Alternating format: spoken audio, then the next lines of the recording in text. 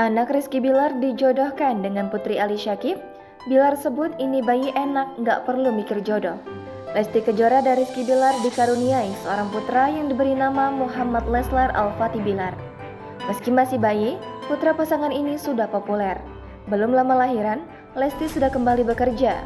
Saat hadir di salah satu acara Indosiar, Lesti dan sang suami menceritakan soal sang bayi. Mereka ditanya soal keinginan profesi Baby Leslar saat besar nanti. Lesti pun menjawab bahwa ia tak memaksa putranya untuk mengikuti jejak orang tuanya. Bicara soal jodoh untuk anaknya kelak, ternyata Lesti dan Bilar sudah punya calonnya. Baby Leslar ternyata sudah dijodohkan dengan Putri Ali Syakib dan Margin Weherm yang bernama Guzelin. Bilar pun mengaku bahwa putranya punya nasib mujur karena tak perlu memikirkan jodoh lagi jika sudah dewasa kelak. Jangan lupa subscribe, share, komen, dan like ya.